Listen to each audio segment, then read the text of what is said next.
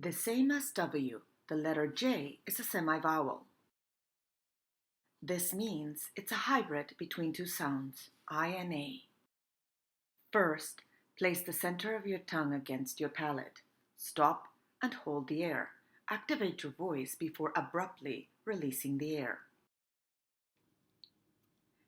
Z, Z, Z.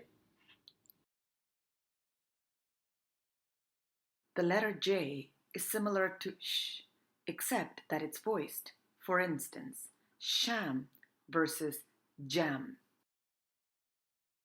The J sound hides under various spellings like cage, jet, education, judge. Cage, jet, education, judge. And in a sentence, let's see. You registered at the gym. All done, ready to practice.